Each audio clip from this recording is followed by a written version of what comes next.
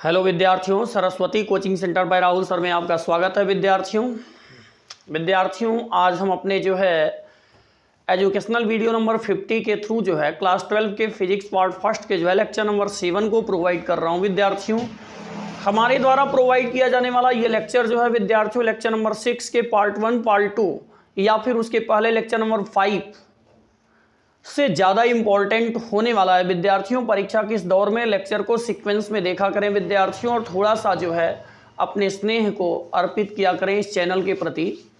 विद्यार्थियों आज lecture number 50 के थ्रू जो मैं आपको टॉपिक प्रोवाइड कर रहा है, लेक्चर नंबर 7 के थ्रू जो मैं आपके टॉपिक प्रोवाइड कर रहा हूँ उसका नाम है प्रतिरोध, प्रतिरोधों का संयोजन। और फिर लास्ट में मैं आपको पढ़ाऊंगा प्रतिरोधों के संयोजन की आवश्यकता क्यों पड़ी, और फिर उनकी गणितीय व्याख्या के बारे में भी चर्चा करेंगे। तो आइए स्टेप बाय स्टेप एक एक की चर्चा करना शुरू करते हैं। सबसे पहले विद्यार्थियों हमें बात कर लेनी चाहिए कि क्या होता है प्रतिरोध। सबसे पहले हमें क्लास में ये बात कर लेनी चाहिए कि प्रतिरोध क्या होता है।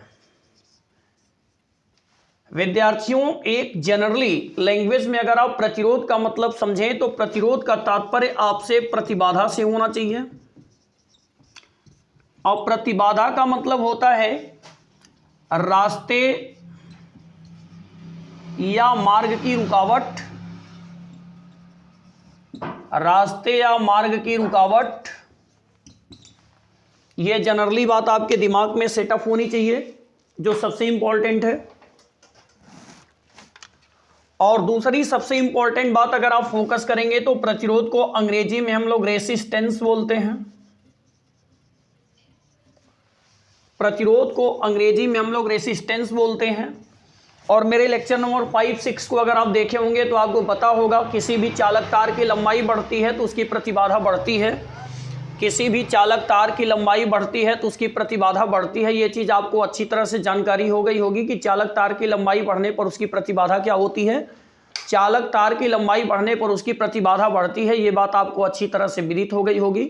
सबसे इंपॉर्टेंट बात है अगर आप प्रतिरोध के बारे में फोकस कर रहे हैं तो प्रतिरोध दो एंगल से चर्चा का विषय बनेगा। सबसे इंपॉर्टेंट जो बात आएगी, आइए प्रतिरोध के बारे में सोचते हैं।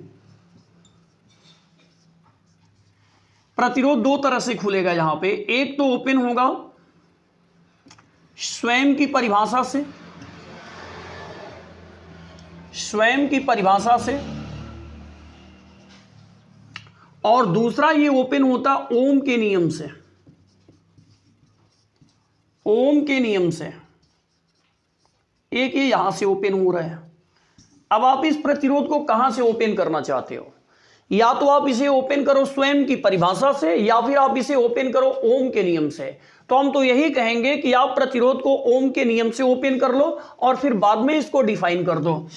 आइए प्रतिरोध को ओम के नियम से सोचते हैं। ओम का नियम क्या कहता है, हम प्रतिरोध को ओपन कर रहे हैं ओम के नियमानुसार, ओम के नियमानुसार, ओम के नियमानुसार हम प्रतिरोध को ओपन कर रहे हैं। तो अगर ओम के नियमानुसार आप प्रतिरोध के बारे में सोचें तो मैंने आपको अच्छी तरह से पढ़ाया। मेरा लेक्चर नंबर 1, 2, 3, 4 देखिए, सीक्वेंस में जाकर के फिजिक्स में आपको बताए हैं। विद्यार्थियों में मालूम है ओम ने जर्मनी के एक प्रसिद्ध वैज्ञानिक थे जिनका नाम था जॉर्ज साइमन ओम। सन 1826 ईस्वी में किसी चालक के सिरे पर लगे विभवांतर तथा उसमें बहने वाली धारा के संदर्भ में एक नियम प्रस्तुत किया था, इसे ओम का नियम कहते हैं।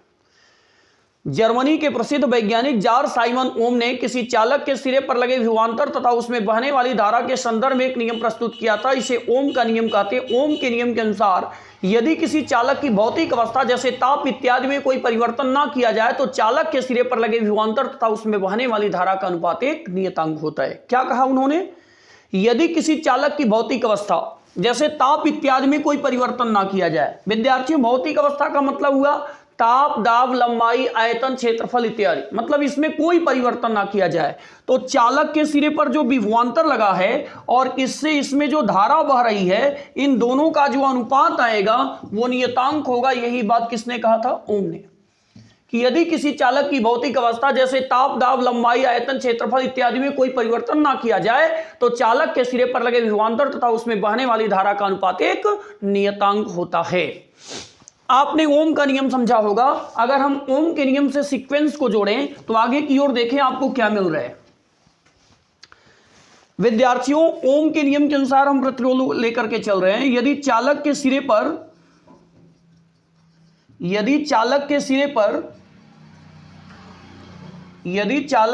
पर V वोल्ट का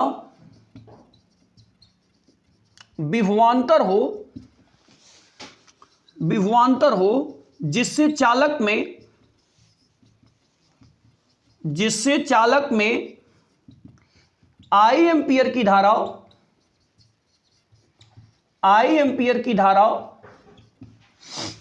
प्रवाहित हो, जिससे चालक में I एंपियर की धारा प्रवाहित हो, तो ओम के नियम से देखिए, मैं फिर से रिवाइज कर रहा हूं। यदि किसी चालक की भौतिक अवस्था जैसे ताप, दाब, लंबाई, आयतन, क्षेत्रफल में कोई परिवर्तन ना किया जाए तो चालक के सिरे पर लगे विभवांतर तथा उसमें बहने वाली धारा का अनुपात एक नियतांक होता है। तो इसका मतलब साफ हो रहा है कि जो यहां से V अनुपाते I निकल करके आएगा वो नियतांक आएगा। और अगर V अनुपाते I नियतांक आ रहा है तो मैथमेटिक्स में अनुपात बटा में होता है, V बटा I बराबर नियतांक होगा। और अगर V बटा I बराबर नियतांक है तो इसको हम V बटा I बराबर R लिख सकते हैं।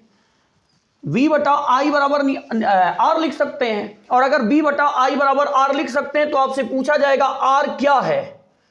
R एक नियतांक है जिसे चालक का प्रतिरोध कहा जाता है। यानी कि विद्यार्थियों, अगर इस सीक्वेंस को आपने देखा, इस सीक्वेंस को आपने समझा, तो यहां से सबसे इंपॉर्टेंट बात एक ओपन हो रही है जो आपको समझ में आनी चाहिए। स्टेप का स्क्रीनशॉट लीजिए, फिर मैं आपको आगे बताता हूं।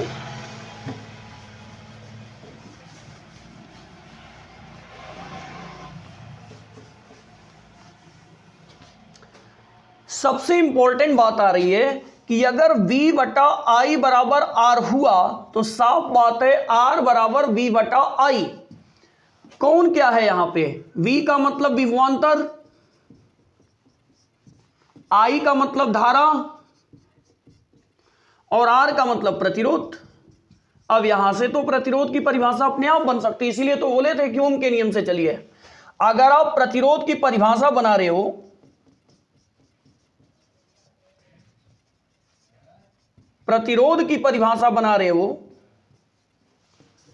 तो आप यहां पर क्या लिख सकते हो? आप यहां पर साफ लिख सकते हो, किसी चालक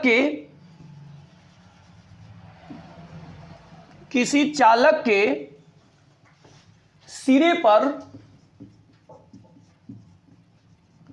पर लगे विभवांतर,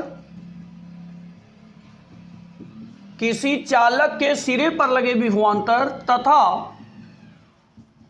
उसमें बहने वाली धारा का अनुपात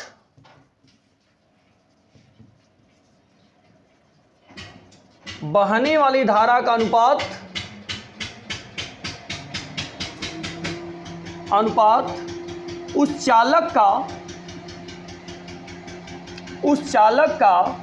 प्रतिरोध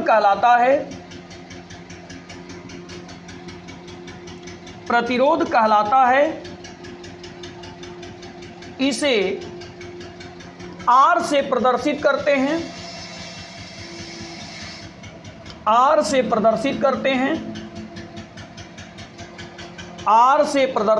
हैं।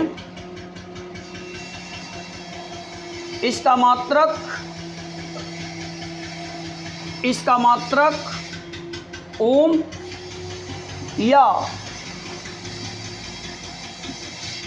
वोल्ट प्रति एम्पियर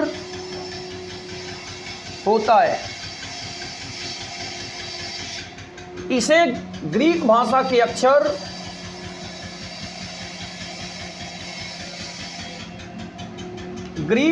के अक्षर ओमेगा से दर्शाते हैं। फोकस करिएगा। इसे ग्रीक भाषा के अक्षर ओमेगा से दर्शाते हैं। विद्यार्थियों, इसके बारे में जो लंबा चौड़ा क्राइटेरिया मैंने आपको प्रोवाइड किया, वो लंबा चौड़ा क्राइटेरिया आप जा करके लेक्चर नंबर 1, 2, 3, 4 को सीक्वेंस में देखिए। मैंने एक एक मात्रक को डिराइव करके बताया यहाँ तक, और हमें पूरी उम्मीद है कि आप यहाँ पर जो है प्रतिरोध के बारे में समझ चुके होंगे। अब हम आगे की ओर चलते हैं, प्रतिरोधों के संयोजन के बारे में सोचते हैं। प्रतिरोधों का संयोजन। अब सबसे पहले आप ये सोचिए कि प्रतिरोधों का संयोजन क्या होता है, किसे कहते हैं प्रतिरोधों का संयोजन। विद्यार्थियों, आप फोकस करके देखिए। मान लीजिए ये कोई प्रतिरोध है। संयोजन मतलब होता है जोड़ना, तो एक से कोई क्या जोड़ सकता है। इसलिए जब भी हमें संयोजन करना हो, चाहे हम प्रतिरोधों का संयोजन करें, चाहे हम संधारित्रों का संयोजन करें, चाहे सेलों का करें, सबका वीडियो मैं आपको प्रोवाइड करने वाला भी हूं। तो एक से तो कोई संयोजन नहीं बनेगा। संयोजन करने के लिए एक से ज़्यादा होना चाहिए। तो मान लीजिए मैंने 2 ले लिया। अब 2 या 2 से अधिक, चलिए एक और ले लेते हैं। 2 या 2 से अधिक प्रतिरोधों को आपस में जोड़ने या मिलाने की क्रिया ही प्रतिरोधों का क्या कहलाती है, संयोजन कहलाती है। 2 या 2 से अधिक प्रतिरोधों को आपस में जोड़ने या मिलाने की क्रिया ही क्या कहलाती है, प्रतिरोधों का संयोजन। तो आपने यहाँ पे फिक्स किए। बच्चों को जानकारी हो गई है कि 2 या 2 से अधिक प्रतिरोधों को आपस में जोड़ने या मिलाने की प्रक्रिया ही क्या कहलाती है, प्रतिरोधों का संयोजन कहलाती है। अब वो संयोजन कितने प्रकार से हो सकता है, उस तरीके को समझने से पहले हमें ये विचार करना चाहिए कि लोगों ने संयोजन माने जोड़ना जरूरी क्यों समझा। विद्यार्थियों, एक सिंपल एक्सपेरिमेंट बिना समझे मुझे हम कह सकते हैं। आप बताइए, सेलों को आपस में जोड़ने या मिलाने की आवश्यकता क्यों पड़ती है। हम जानते हैं कि एक सेल की वोल्टता कम होती है, एक सेल से धारा कम मिल सकती है, ज़्यादा से ज़्यादा धारा हमें प्राप्त हो, इसलिए हम सेलों को आपस में जोड़ने या मिलाने का प्रोसेस कर लेते हैं। ऐसे आप आज के क्लास में सीक्वेंस बना करके सोचिए ध्यान से, दिमाग से, कि प्रतिरोधों को जोड़ने की आवश्यकता क्यों महसूस की गई। किसी टॉपिक को अगर लीजिए तो मैंडेटली लीजिए, प्रतिरोधों को जोड़ने की आवश्यकता क्यों पड़ी। आइए मैं आपको ओम के नियम से समझाता हूँ। आप ये बताइए, ओम के नियम में आपने पढ़ा है कि R बराबर B/I होता है। जी बिल्कुल, R बराबर B/I होता है। आप यहाँ पर ये बताइए, I बराबर B/ क्या होगा, R। I बराबर B/R होगा। I बराबर B/R होगा। जी बिल्कुल, I बराबर B/R। आप ये बताइए, अगर हम किसी भी सर्किट को कहीं से फिक्स कर दिए हैं तो उसका वोल्टेज तो नियत हो जाएगा। जी, वोल्टेज नियत हो जाएगा। अगर उसका वोल्टेज नियत हो जा रहा है तो आप एक बात साफ बताइए, क्लियर बताइए कि वोल्टेज के नियत होने के बाद I एंटी प्रोपोर्शनल क्या बचा, 1/R बचा। अब अगर आप यहाँ पर थोड़ा सा दिमाग लगा करके सोचने की कोशिश करें तो आपको एक बात मिलेगी कि अगर R बढ़ जाएगा तो I कम हो जाएगा। एक केस तो ये है, केस नंबर फर्स्ट। और दूसरा केस अगर सीक्वेंस में लगा करके सोचने की कोशिश करें 1/R, तो यहाँ पर आप क्या सोचेंगे, अगर R घट जाएगा तो इसका मतलब जो है I बढ़ जाएगा। ये आपका केस नंबर 2 है। ये आपका केस नंबर 2 है। आप इन केसों को देख करके आपस में क्या समझ रहे हैं, आपस में क्या विचार कर रहे हैं। इन केसों को देख करके आप आपस में क्या समझ रहे हैं, क्या विचार कर रहे हैं, आपका दिमाग क्या काम कर रहा है। भाई, प्रतिरोधों का संयोजन किसे कहते हैं, ये बात तो टॉप क्लास के दिमाग में सेटअप हो गई।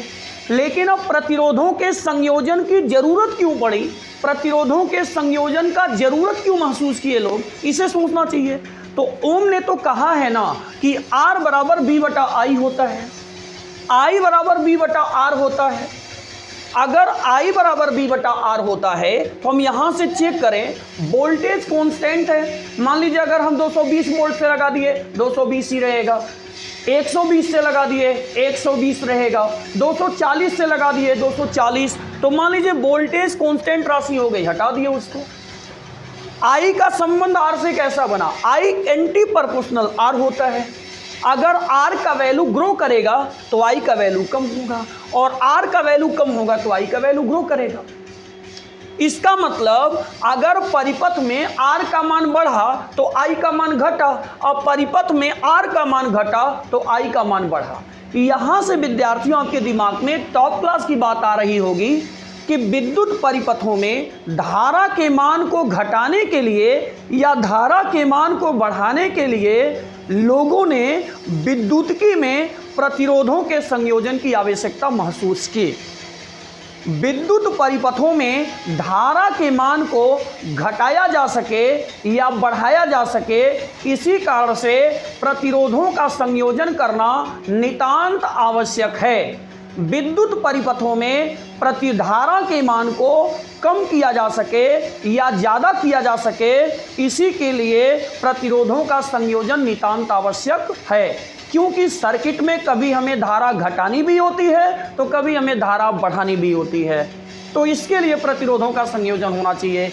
विद्यार्थियों, आपने अपने फिजिक्स पार्ट 2 में पढ़ा होगा ट्रांजिस्टर के बारे में सोचे। पहले ट्रांजिस्टर के स्थान पे ट्रायोड वाल्व का उपयोग किया जाता था। ट्रांजिस्टर का शाब्दिक अर्थ अगर समझें तो ट्रांजिस्टर दो शब्दों से मिलकर बना हुआ है, ट्रांसफर प्लस रेसिस्टेंस। ट्रांसफर माने स्थानांतरित कर दे, बदल दे, और रेसिस्टेंस माने प्रतिरोध। मतलब जो परिपथों में प्रतिरोध के मान को बदल दे, या तो घटा दे या तो बढ़ा दे, वो ट्रांजिस्टर है। अब बताइए, अगर ट्रांजिस्टर जो है परिपथ में धारा प्रतिरोध के मान को घटा रहा है तो आई बढ़ जाएगा, और अगर आर के मान को बढ़ा रहा है तो आई घट जाएगा। कितना टॉप का युक्ति है ट्रांजिस्टर। ट्रांसफर धन रेसिस्टेंस बराबर ट्रांजिस्टर। ट्रांस माने ट्रांसफर और रेसिस्टेंस माने प्रतिरोध। जो प्रतिरोध के मान को बदले वो ट्रांजिस्टर है।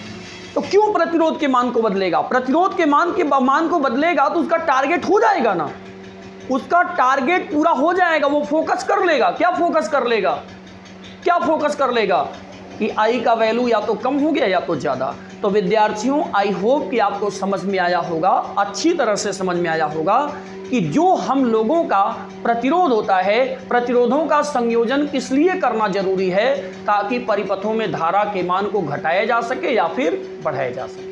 तो प्रतिरोधों के संयोजन में अंततः आपने यही महसूस किया है कि हमारा पूरा जो आई है वो डिपेंड है आर पे। आर कम होगा तो आई ज़्यादा होगा, और आर ज़्यादा होगा तो आई कम होगा।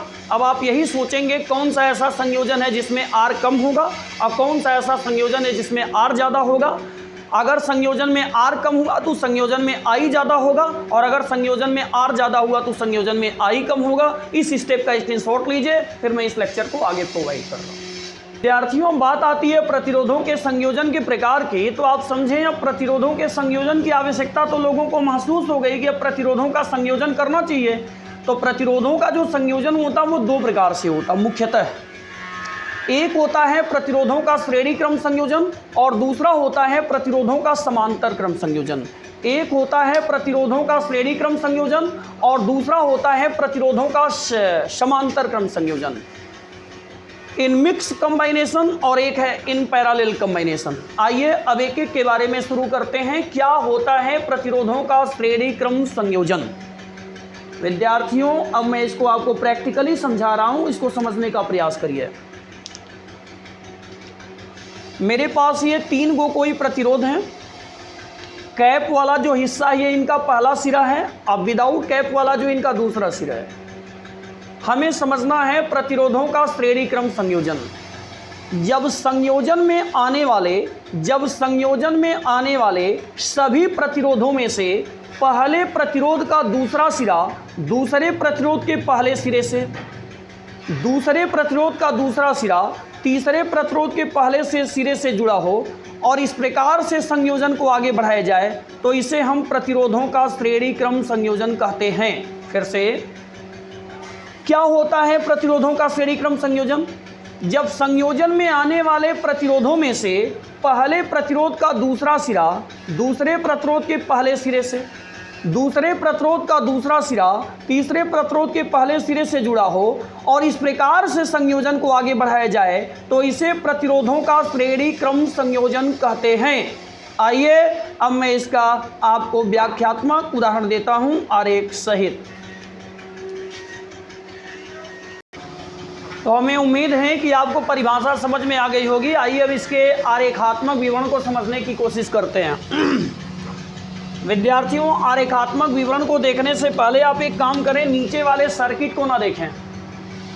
नीचे वाला जो आपको ये सर्किट दिख रहा है इसे ना देखें, पहले आप प्रतिरोधों का कंबाइनेशन समझें, प्रतिरोधों का संयोजन क्या है। मैंने अभी आपको डिफिनेशन बताया, ऊपर मैंने आपकी इसकी व्याख्या भी दे दी है, ऊपर मैंने इसकी थ्योरी भी लिख दी है डिफिनेशन की, आप यहाँ से ऑब्जर्व कर सकते हैं स्क्रीनशॉट लेकर के। लेकिन चीज़ों को समझे, मेरे हिसाब से समझना सबसे बेस्ट होगा। जब संयोजन में आने वाले प्रतिरोधों में से पहले प्रतिरोध का दूसरा सिरा दूसरे प्रतिरोध के पहले से और दूसरे प्रतिरोध का दूसरा सिरा तीसरे प्रतिरोध के पहले सिरे से जुड़ा हो और ऐसे संयोजन को आगे बढ़ाया जाए, यह प्रतिरोधों का श्रेणी क्रम संयोजन कहलाता है। फिर से फोकस करिए, जब संयोजन में आने वाले प्रतिरोधों में से पहले प्रतिरोध का दूसरा सिरा दूसरे प्रतिरोध के पहले सिरे से और दूसरे प्रतिरोध का दूसरा सिरा तीसरे प्रतिरोध के पहले सिरे से जुड़ा हो और ऐसे संयोजन को आगे बढ़ाया जाए, इसे प्रतिरोधों का श्रेणी क्रम संयोजन कहते हैं। विद्यार्थियों, अपने खेतों में पाइप के माध्यम से पानी जरूर चलाया होगा। इस समय सिंचाई का समय चल रहा, पानी जरूर चलाए होंगे। आप अपने मशीन से जब भी पाइप को सेट करते हैं तो हमेशा क्या करते हैं, पहले पाइप का दूसरा सिरा दूसरे के पहले से, दूसरे पाइप का दूसरा सिरा तीसरे के पहले से ऐसे जोड़ते हैं। तो पाइपों को किस क्रम में जोड़ा गया, श्रेणी क्रम में। और जो पानी पहले पाइप में बहेगी वही पानी दूसरे में, वही तीसरे में, वही आगे में, वही अंत तक में बहेगी। आइए आपको समझाते हैं। अब विद्यार्थियों, मैंने इस संयोजन को 20 वोल्ट की बैटरी से जोड़ दिया है और 20 वोल्ट की बैटरी से जोड़ने पे मैंने जान लिया कि आई एम्पियर की धारा बह रही है। विद्यार्थियों, अपने दैनिक जीवन में करंट को कभी समझना हो, धारा को कभी समझना हो तो धारा मतलब आप पानी समझने की चेष्टा करें, पानी की धारा। आपको कहीं किसी प्रकार का कोई कंफ्यूजन नहीं मिलेगा। आइए देखिए, अब यहाँ पर धारा फ्लो कर रही है तो आई एम्पियर की धारा जा रही है, आई एम्पियर की धारा जा रही है और ये आई एम्पियर की धारा फिर वापस से चली गई। विद्यार्थियों, बैटरी या सेल से संबंधित एक बात है, जितनी धारा देगी उतनी धारा मिल जानी चाहिए। प्लस से जितनी धारा जा रही है माइनस पे उतनी धारा आ जानी चाहिए, ये बात आप ध्यान रखिएगा।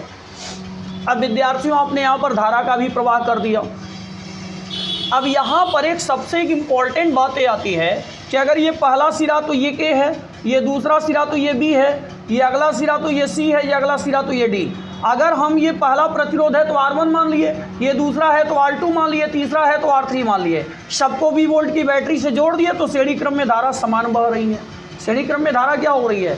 तो विद्यार्थियों, अब अगर इसके गुण या विशेषता की बात करें, इस संयोजन के गुण या विशेषता की, श्रेणी क्रम संयोजन के गुण या विशेषता की बात करें तो सबसे पहली बात जो आ रही है, श्रेणी क्रम में जुड़े सभी प्रतिरोधों में धारा एक समान बहती है। श्रेणी क्रम में जुड़े सभी प्रतिरोधों में धारा एक समान बहती है। प्यारे विद्यार्थियों, इस बात को नोट करें, श्रेणी क्रम में जुड़े सभी प्रतिरोधों में एक समान धारा बहती है। पॉइंट नंबर 2 यहाँ से जो हाईलाइट हो रहा है उसको भी ध्यान दें। श्रेणी क्रम संयोजन में से अगर एक भी प्रतिरोध टूट जाए तो धारा का बहाव बंद हो जाएगा। श्रेणी क्रम संयोजन में से अगर एक भी प्रतिरोध बीच से टूटा तो धारा का प्रवाह बंद। जैसे मान लो आप खेत में पानी चला रहे हो, आप खेत में पानी चला रहे हो, अब बीच से पाइप कहीं छटक गई तो खेत में पानी जाना बंद। ऐसे ही अगर श्रेणी क्रम संयोजन में से बीच से एक प्रतिरोध टूट जाए तो आगे की ओर धारा का प्रवाह बंद हो जाएगा।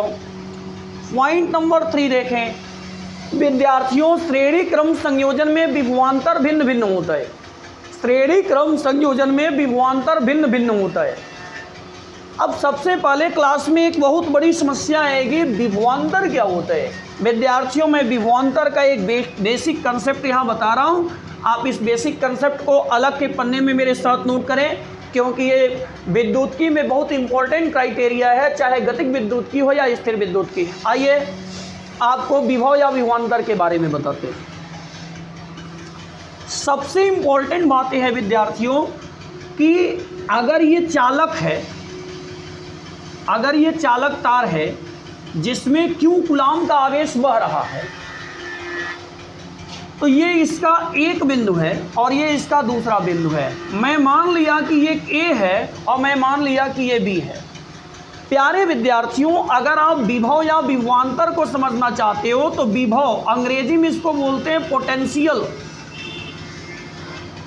और अगर ये विभवांतर है विद्यार्थियों तो इसको अंग्रेजी में बोलते हैं पोटेंशियल डिफरेंस। Potential difference.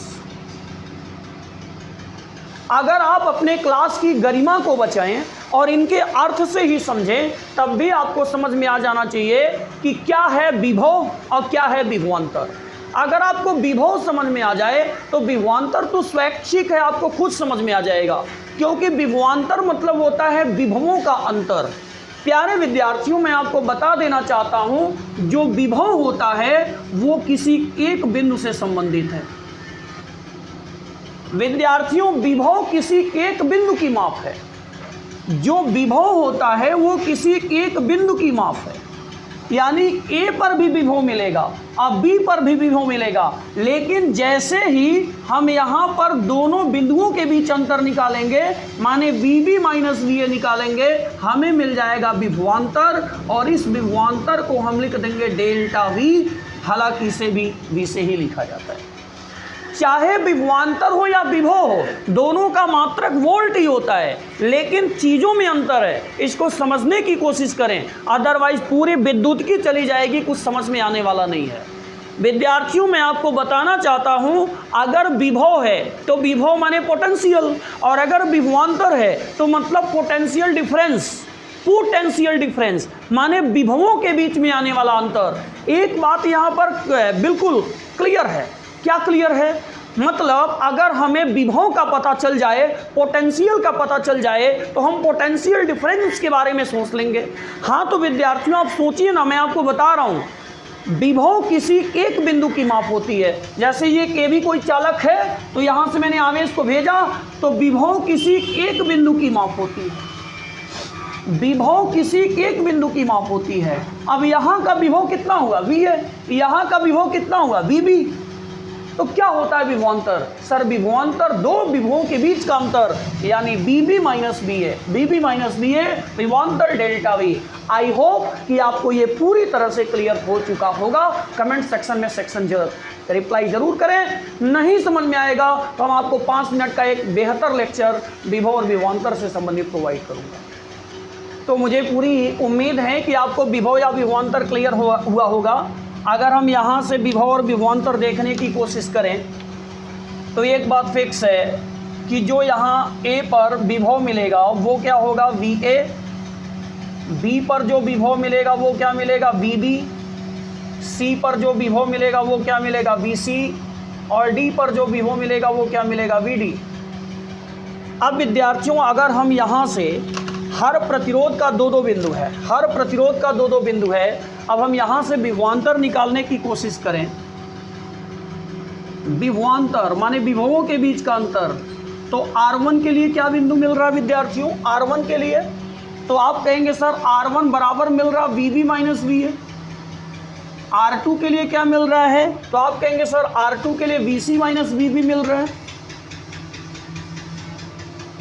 हम कहेंगे R3 के लिए क्या मिल रहा है? तो आप कहेंगे सर R3 के लिए जो मिल रहा है वो मिल रहा है VD माइनस का VC। अब मैं पूछूंगा R1, R2, R3 तीनों का विभव समान है क्या? अरे सर, किसी का विभव समान नहीं। R1 अगर फिक्स है VA और VB के बीच, R2 फिक्स है VB और VC के बीच, R3 इसके बीच फिक्स है। सर, किसी का विभव नहीं फिक्स है। अगर विभव के बिंदु किसी के नहीं फिक्स हैं तो इसका मतलब विभवांतर भी फिक्स नहीं है। डेल्टा V1, डेल्टा V2 और delta V3 comfortably V1, V2, V3। प्यारे विद्यार्थियों, हमें पूरी आशा है कि आपको समझ में आया होगा श्रेणी क्रम में विभवांतर भिन्न भिन्न होता है। यानी स्पष्ट रूप से अगर फोकस करें तो इसका विभवांतर कितना हो गया? V1, इसका विभवांतर V2 और इसका विभवांतर कितना हो गया? V3। विद्यार्थियों किसी सीक्वेंस में 3 नंबर में और थोड़ी सी बात बढ़ाइए, श्रेणी क्रम में जोड़े गए प्रतिरोधों में विभवांतर भिन्न भिन्न होता है और जो प्रतिरोध जितना ही बड़ा होता है उसका विभवांतर उतना ही अधिक होता है। जो प्रतिरोध जितना ही बड़ा होता है उसका विभवांतर उतना ही अधिक होता है। कहेंगे सर ऐसा कैसे, आप बताइए। R बराबर B बटा I होता है, B को हम इधर कर लें तो B बराबर I इंटू R होगा। अब मैंने कहा जो प्रतिरोध जितना ही बड़ा हो मतलब R का वैल्यू जितना ही ज़्यादा होगा V का वैल्यू उतना ही ज़्यादा आएगा, क्योंकि श्रेणी क्रम में धारा तो समान बहेगी। सबके लिए 2 एम्पियर है तो सबके लिए 2 एम्पियर, सबके लिए 5 एम्पियर है सबके लिए 5 एम्पियर। R के वैल्यू पे डिपेंड है, तो R का वैल्यू जितना ही ज़्यादा होगा श्रेणी क्रम में विभवांतर उतना ही ज़्यादा होगा। विद्यार्थियों अगर पॉइंट नंबर 4 पे चल करके आपको समझाएं तो पॉइंट नंबर 4 समझें। श्रेणी क्रम संयोजन का तुल्य विभवांतर, श्रेणी क्रम संयोजन का तुल्य विभवांतर संयोजन के सिरों के बीच हो रहे विभवांतरों के योग के बराबर होता है। मतलब अगर हम श्रेणी क्रम का वितुल्य निकालें, वितुल्य का मतलब बैटरी ने जितनी ताकत झोंक दी है, अगर हमें 10 रुपये मिले हैं तो 10 रुपये हम ABCD की FGH में कितने कितने बांट दिए हैं, अगर हम उनको जोड़ लें तो वापस से हमारा 10 रुपये आ जाएगा। तो बैटरी ने किस हिसाब से विभव बांटा है, तो बैटरी ने जो विभव दिया वो क्या है, वितुल्य। तो श्रेणी क्रम संयोजन का जो तुल्य विभवांतर है, श्रेणी क्रम संयोजन का जो तुल्य विभवांतर है वो संयोजन के सिरों के बीच हो रहे विभवांतरों के योग के बराबर है। यानी V तुल्य बराबर V1 प्लस V2 और प्लस में V3 और आगे भी जोड़ा गया है तो डॉट डॉट। ऐसे विद्यार्थियों 5 नंबर जो पॉइंट आता है वो भी बहुत ज़्यादा इंपॉर्टेंट है। वो क्या है, श्रेणी क्रम संयोजन का जो तुल्य प्रतिरोध होता है वो संयोजन में आने वाले सभी प्रतिरोधों के योग के बराबर होता है। मतलब अगर इस श्रेणी क्रम का मैं R तुल्य निकालूं, तुल्य प्रतिरोध, श्रेणी क्रम संयोजन का तुल्य प्रतिरोध, तो संयोजन में आने वाले सभी प्रतिरोधों के योग के बराबर होता है। यानी R तुल्य बराबर R1 धन R2 धन R3 धन डॉट डॉट। विद्यार्थियों परेशान मत होइएगा, इसका डेरिवेशन इसी पे होगा। ये इंपॉर्टेंट आपके लिए, अभी के लिए याद कर लीजिए, डेरिवेशन इसी पे करेंगे। श्रेणी क्रम संयोजन का जो तुल्य प्रतिरोध होता है, मतलब ये जो पूरे हैं इनका जो R नेट आएगा, R टोटल आएगा, वो संयोजन में आने वाले सभी प्रतिरोधों के योग के बराबर होगा।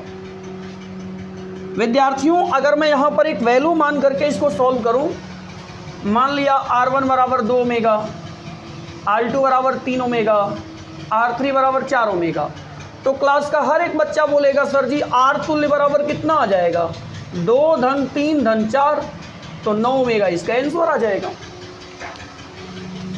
विद्यार्थियों अगर आप पॉइंट नंबर 6 को ऑब्जर्व करें, वो क्या है, श्रेणी क्रम संयोजन का जो तुल्य प्रतिरोध होता है वो संयोजन में जुड़े सबसे बड़े प्रतिरोध के मान से भी अधिक होता है। श्रेणी क्रम संयोजन का जो तुल्य प्रतिरोध होता है, श्रेणी क्रम संयोजन का जो तुल्य प्रतिरोध होता है वो संयोजन में आने वाले सबसे बड़े प्रतिरोध के मान से भी अधिक होता है। आप बताएं सबसे बड़ा प्रतिरोध, बड़ा माने अधिक मान वाला 4 ओमेगा है और तुल्य प्रतिरोध कितना आया है 9 ओमेगा। तो श्रेणी क्रम संयोजन का जो तुल्य प्रतिरोध होता है, श्रेणी क्रम संयोजन का जो तुल्य प्रतिरोध होता है वो संयोजन में आने वाले सबसे बड़े प्रतिरोध के मान से भी अधिक होता है। श्रेणी क्रम संयोजन का जो तुल्य प्रतिरोध होता है वो संयोजन में आने वाले सबसे बड़े प्रतिरोध के मान से भी अधिक होता है, माने R तुल्य श्रेणी क्रम में ग्रेट होता है R मैक्स से।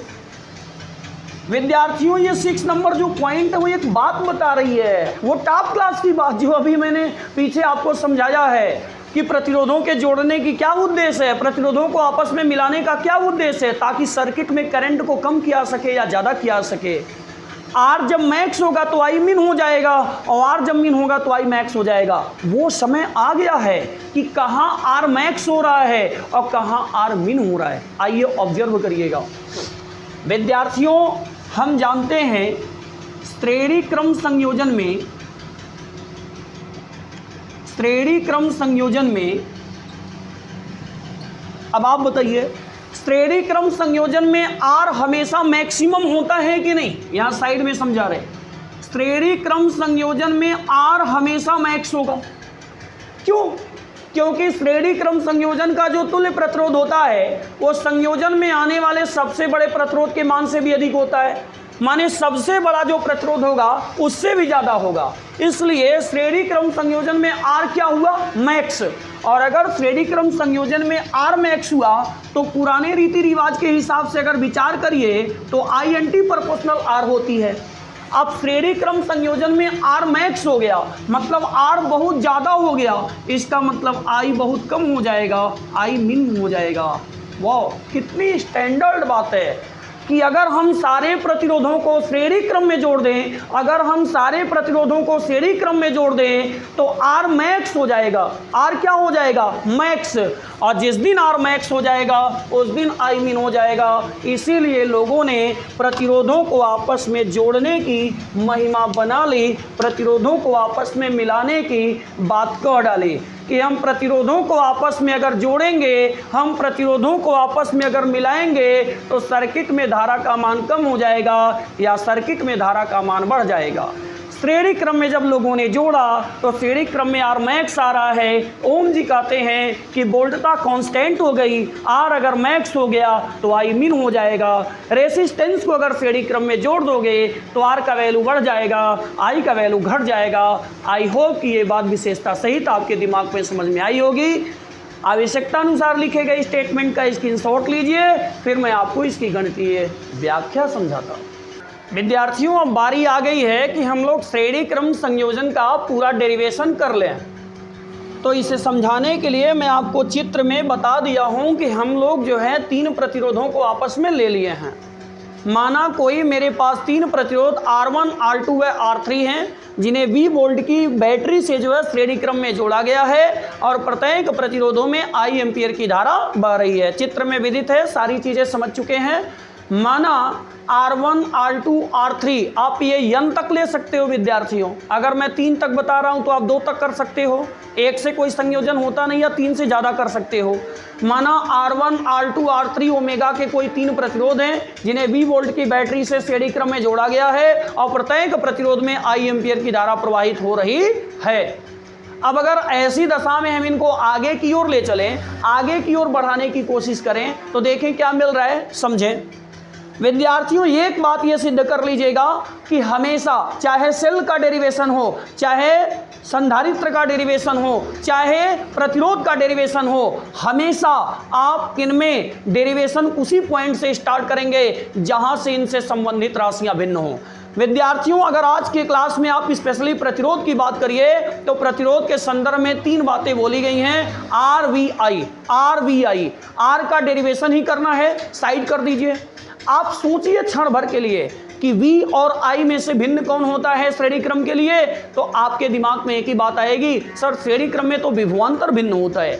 विद्यार्थियों, आप गणित के विद्यार्थी अगर हैं, बायोलॉजी के हैं तो कोई बात नहीं, अगर गणित के विद्यार्थी हैं तो आप इतना जरूर जानते होंगे, कभी भी अगर आप इक्वेशन बना रहे हैं तो आपके मैथमेटिक्स के गुरुजी जो है इक्वल राशियों का इक्वेशन नहीं बनाए होंगे। हमेशा जो है जब डिफरेंट राशियां आपस में मिल रही है ना तो उनका इक्वेशन बनाना बहुत आसान होता है। इसलिए जब आप श्रेणी क्रम की गणितीय व्याख्या कर रहे हैं तो हमेशा ये सोचें कि हम प्रतिरोध की गणितीय व्याख्या कर रहे हैं। अगर प्रतिरोध को सोचेंगे तो सूत्र आएगा R बराबर B बटा I। RVI 3 राशियां हैं, 3 राशियों में R तो प्रतिरोध हो गया, इसको निकालना ही है तो साइड करिए। VI में से श्रेणी क्रम के हित में भिन्न कौन होता है, तो खट से दिमाग काम करेगा, बोलेगा श्रेणी क्रम में विभवांतर भिन्न होता है। तो विद्यार्थियों, जो भिन्न होगा डेरिवेशन यहीं से शुरू होगा, याद रखिएगा। तो यहां आप लिखेंगे चूंकि श्रेणी क्रम में विभवांतर भिन्न होता है, श्रेणी क्रम में विभवांतर क्या होता है, श्रेणी क्रम में विभवांतर भिन्न होता है। प्यारे विद्यार्थियों, अगर श्रेणी क्रम में विभवांतर भिन्न होता है तो ओम के नियम से चल करके देखिए। ओम के नियम से ओम जी कहते हैं R बराबर B बटा I होता है, तो यहां पर आप V के लिए कर लीजिए, V बराबर I इंटू R होगा, यह समीकरण नंबर 1 है। और अगर V बराबर I इंटू R हुआ, यह समीकरण नंबर 1 है, तो आपको ये 3 प्रतिरोध पे लगाना है, पूरे संयोजन पे लगाना है। V बराबर I इंटू R को संपूर्ण संयोजन के लिए बनाए तो क्या होगा, संपूर्ण संयोजन के लिए खट से दिमाग लगा करके बताइए, अगर b बराबर i इंटू आर को पूरे संयोजन पे लगाएं तो देखिए b बराबर i इंटू आर को पूरे संयोजन पर लगाएंगे तो क्या होगा, बताइए फोकस करके। तो आप यही कहेंगे पूरे संयोजन पर लगाने से जो हमको मिलेगा वो ये मिलेगा, v1 बराबर किसके होगा, i इंटू r1, v2 बराबर किसके होगा, i इंटू r2, और v3 बराबर किसके होगा, i इंटू r3। मतलब v1 बराबर होगा i इंटू r1, v2 बराबर होगा i इंटू r2, v3 बराबर होगा i इंटू r3। ये पूरी जो है ये इक्वेशन 2 है, और ये इस बात का द्योतक है कि श्रेणी क्रम में धारा समान होती विभवांतर भिन्न भिन्न होता है। हमें अभी पढ़ा है विशेषता में श्रेणी क्रम संयोजन का तुल्य विभवांतर, श्रेणी क्रम संयोजन का तुल्य विभवांतर, श्रेणी क्रम संयोजन का तुल्य विभवांतर। अभी पढ़ाए हैं कि श्रेणी क्रम संयोजन का जो तुल्य विभवांतर है जिसको बैटरी ने दिया वो संयोजन के सिरों के बीच हो रहे विभवांतर के योग के बराबर होता है। इसका मतलब यहाँ पर v बराबर जो इक्वेशन बनेगा वो v1 plus v2 plus v3 में बनेगा। चूंकि 3 लोगों के लिए कर रहे हैं तो हम 3 को लिखेंगे। अब आप देखिए समीकरण 3 है, समीकरण 2 में v1 v2 का वैल्यू दिया है, तो यहाँ पर हम क्या लिखेंगे, समीकरण 2 से v1 v2 व v3 का मान समीकरण 3 में रखने पर, समीकरण 3 में रखने पर लाइए खट से रखिए, तो जैसे ही रखेंगे तो b बराबर b1, तो b1 का मतलब i इंटू r1, v2 का मतलब i इंटू r2 और v3 का मतलब i इंटू r3। थोड़ा सा सॉल्व कर लीजिए तो b बराबर i कोष्टक में क्या हुआ, r1 plus r2 plus r3। इसको बोलिए कि ये समीकरण नंबर 4 है। अब मेरे कहने के हिसाब से आप थोड़ा सा समीकरण 3, समीकरण 1 और समीकरण 4 को ध्यान दीजिए। समीकरण 1 और समीकरण 4 को देखेंगे तो दोनों के जो LHS हैं वो बराबर हैं। समीकरण 3 को देखें और समीकरण 4 को देखें तो दोनों के LHS आपस में क्या है, बराबर हैं, तो RHS भी बराबर होंगे। या दूसरा स्टेप ऐसे फॉलो कर लें कि समीकरण 1 से v का मान समीकरण 4 में रखने पे, जैसे आपको अच्छा लगे। तो हम सारी बातों का एक बात लिख देते हैं, समीकरण 1 व समीकरण 4 से आप जैसा भी समझें। तो v के जगह कौन आ जाएगा, i into R, i into R बराबर i कोष्टक में क्या है, r1 plus r2 plus r3। i से i कैंसिल हो जाएगा, लास्ट में फिक्स करके बताइए आपको क्या मिला, r बराबर r1 plus r2 plus r3 मिला कि नहीं। जो हमारी सोच थी, जो हमने विशेषता से पढ़ा था, वो यहाँ सिद्ध हुआ कि नहीं हुआ कि श्रेणी क्रम संयोजन का जो तुल्य प्रतिरोध होता है वो कितना होता है, r बराबर r1 धन r2 धन r3। प्यारे विद्यार्थियों, आप इस चीज़ को याद रखिएगा, ये टॉप क्लास का कंसेप्ट है। कंसेप्ट ये है कि कभी भी हम डेरिवेशन चाहे सेल का, चाहे संधारित्र का या फिर प्रतिरोधों का, उन्हीं के सीक्वेंस में करेंगे जो डिफरेंट होंगे। अगर हम प्रतिरोध को सोचेंगे तो हमें ओम जी याद आएंगे, R बराबर V बटा I, R चाहिए हमें, VI बचा, श्रेणी क्रम में भिन्न कौन होता है, विभवांतर, उसके पद में कर लेंगे। हमें पूरा उम्मीद है कि R बराबर V बटा I के उपलक्ष्य में R श्रेणी क्रम का डेरिवेशन R1 धन R2 धन R3 आपको समझ में आया होगा। यहाँ तक का स्टेप का स्क्रीनशॉट लीजिए, फिर मैं आपको आगे की ओर समझाने का प्रयास कर रहा हूँ। विद्यार्थियों, आपने R बराबर श्रेणी क्रम के लिए R श्रेणी बराबर आपने प्राप्त कर लिया R1 धन R2 धन R3। और हमारे क्लास के सारे बच्चों को मालूम है कि अगर हमें ऐसे डेरिवेशन जो है n तक करना हो तो कर लेंगे। लेकिन अब यहाँ पर एक मोस्ट इम्पॉर्टेंट नोट्स आ रहा है, उस नोट्स को देखें, MIMP नोट्स आ रहा है, उस नोट्स का अवलोकन करें और तनिक समझें क्या है।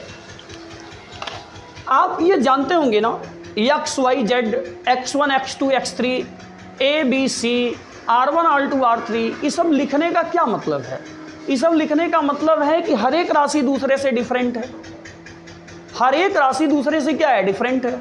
अच्छा ये बताइए, अगर हम सबको x लिख दें, x y z सबको x लिखें, a b c d सबको a लिखें, R1 R2 R3 सबको R लिखें, इसका क्या मतलब हो जाएगा, सभी राशियां सेम हो जाएंगे। तो हमारे दिमाग में खुद का एक शिकंजा आ रहा है, आप सपोर्ट करिएगा इसका।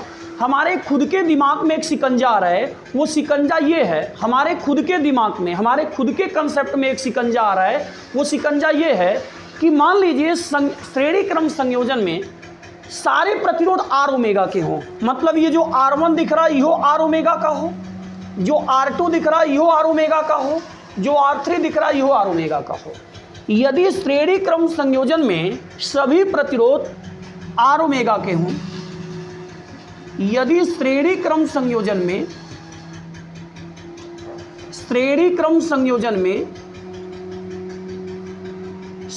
में R ओमेगा के n प्रतिरोध, कितने प्रतिरोध, n प्रतिरोध संयोजित हैं, तो R तुल्य कितना हो सकता है उनका। भाई मेरे आप ये बताओ, हम R बराबर कितना लिखते हैं, R बराबर लिखते हैं R1 plus R2 plus R3 plus R4, मतलब जितनी मेरी इच्छा हो। अब मैं क्या कह रहा हूं कि हर प्रतिरोध R ओमेगा का हो। अरे सारे प्रतिरोध जब R ओमेगा के हैं तो उनको लिखने का कोई मतलब रहा क्या, कोई मतलब नहीं। 1 2 3 4 प्रतिरोध हैं, तो यानी एक प्रतिरोध में प्रतिरोधों की संख्या का गुणा करा दे तो आ जाएगा। तो साफ बात यह है कि अगर हमें R तुल्य निकालना है ऐसी दशा में, तो हम n इंटू में R कर देंगे। n का सीधा सीधा मतलब संयोजन में आने वाले प्रतिरोधों की संख्या। साफ साफ R का मतलब एक प्रतिरोध का मान, यानी MIMT नोट्स बहुत जानदार है। यदि श्रेणी क्रम संयोजन में R ओमेगा के n गो प्रतिरोध जुड़े हैं तो उनका तुल्य प्रतिरोध कितना होगा, क्योंकि योग के ही बराबर होता है, इसलिए एक प्रतिरोध में उनके प्रतिरोधों की संख्या का गुणा कर दें तो वैल्यू सॉल्व है। आइए आपको एक प्रैक्टिकल एग्जांपल समझाते हैं। 6 ओमेगा के 4 प्रतिरोध श्रेणी क्रम में है, R तुल्य बराबर व्हाट। तो सबसे पहले तो आप ये कहेंगे कि R तुल्य जब हम निकालेंगे तो हम कहेंगे R1 plus R2 plus R3। चलो भाई आप भी खुश रहो, आप प्लस में R4। हमने कहा कोई बात नहीं, तो R तुल्य बराबर कितना हुआ, 6 प्लस 6 प्लस 6 प्लस 6। R तुल्य बराबर कितना हुआ, हमने कहा 6 6 12 6 18 6 24 ओमेगा। हम क्यों नहीं बोल सकते हैं कि एक प्रतिरोध का वैल्यू कितना 6 और कितने जुड़े हैं 4, तो 6 इंटू 4 बराबर 24, तो सही तो है। या करके R तुल्य बराबर कितना हुआ n इंटू R। R तुल्य बराबर कितना हुआ, n कितना है 4, एक का वैल्यू कितना 6 24 ओमेगा। टॉप क्लास की बात है विद्यार्थियों, ये बात आपके दिमाग में फिक्स हो जानी चाहिए। आगे की ओर सारे पॉइंट आपको सीक्वेंस में समझ में आते चले जाएंगे। विद्यार्थियों चीज़ों को समझने की कोशिश करें, बहुत ही ज़्यादा इंपॉर्टेंट है विद्यार्थियों। प्यारे विद्यार्थियों, मैंने आपको प्रतिरोध के सेक्टर में प्रतिरोध को समझाते हुए, प्रतिरोधों के संयोजन को समझाते हुए, प्रतिरोधों के संयोजन के प्रकार को समझाते हुए विद्यार्थियों श्रेणी क्रम की संपूर्ण घटनाओं की व्याख्या कर दी है। विद्यार्थियों मेरे द्वारा प्रोवाइड किया गया ये वीडियो अगर आपको अच्छा लगे विद्यार्थियों, तो मेरे चैनल को अपना स्नेह अर्पित करने की कोशिश करें, मेरे चैनल को आगे बढ़ाएं। विद्यार्थियों मेरे द्वारा जो भी हो पा रहा है विद्यार्थियों, मैं आपको प्रोवाइड करने की कोशिश कर रहा हूं, लेकिन अगर आपके द्वारा कोई रिस्पॉन्ड व्यक्त नहीं किया जाएगा विद्यार्थियों, तो मेरे डिस्करेज होने की संभावना विद्यार्थियों। हमें उम्मीद है विद्यार्थियों कि आपको अच्छा लगा होगा। प्यारे विद्यार्थियों, मेरे lecture number video educational video number 50 का जो है ये लेक्चर नंबर 7 का पार्ट 1 है। समांतर क्रम के लिए लेक्चर नंबर 7 का पार्ट 2 देखें। समांतर क्रम संयोजन की परिभाषा, विशेषता एवं गणितीय व्याख्या के लिए जरूर जरूर जरूर लेक्चर नंबर 7 का पार्ट 2 देखें। विद्यार्थियों, मेरा आपसे निवेदन है कि आप इस सीक्वेंस को ना छोड़े, लेक्चर नंबर 7 का पार्ट 2 जरूर देखें, लेक्चर नंबर 7 का पार्ट 2 जरूर देखें, लेक्चर नंबर 7 का पार्ट 2 जरूर देखें। धन्यवाद विद्यार्थियों, थैंक यू फॉर वॉचिंग। मिलते हैं नेक्स्ट वीडियो में लेक्चर नंबर 7 के पार्ट 2 के साथ।